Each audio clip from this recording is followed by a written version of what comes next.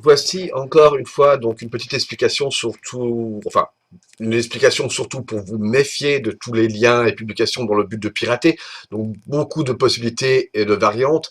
Là par exemple des photos soi-disant de nus qui seraient affichées, donc en cliquant sur un lien, la personne dévoile ses photos parce qu'elle en a ras-le-bol qu'on lui parle de ses photos, qu'on les affiche. Donc elle propose de les afficher elle-même et de les montrer à tout le monde pour soi-disant être tranquille par la suite, avec un lien cliquable en dessous, en évitant à cliquer dessus.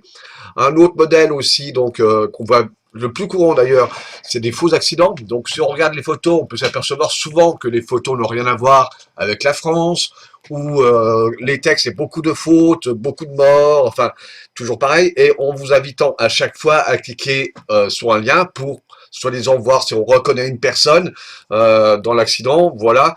Donc faites très très attention, à savoir que tous ces liens et d'autres sont faits pour récupérer les infos. Là, c'est pour les infos Facebook, mais ces liens peuvent être créés sur par des applications d'escrocs. Donc voici par exemple, on peut créer des liens pour de fausses pages virtuelles, enfin de fausses pages Facebook, PayPal, Instagram, etc. Toutes ces fausses pages sont utilisées pour récupérer les identifiants. Donc c'est même des fausses pages de banque, souvent PayPal d'ailleurs, bien sûr, mais le plus souvent c'est Facebook. Là j'ai fait quelques petits essais en vous montrant pour Instagram. Donc j'ai rentré à chaque fois l'identifiant Instagram et le mot de passe Instagram. Pour la page suivante, qui est une page, donc là j'ai cliqué, voilà, bon on tombe sur des choses bidons à chaque fois. Là pour la page suivante, la fausse page d'identification Facebook, j'ai tapé Facebook et j'ai entré Facebook en mot de passe. Voilà, donc ce sont des pages plus ou moins bien faites, toujours regarder les adresses en haut. Et là j'ai pareil, je vous montre sur Paypal, donc une page Paypal avec, j'ai rentré Paypal et le mot de passe qu'on ne voit pas, qui est Paypal.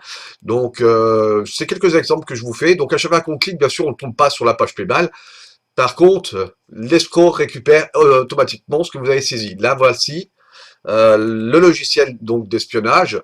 Donc Facebook, bah, j'ai tapé Facebook et le mot de passe Facebook, il s'affiche.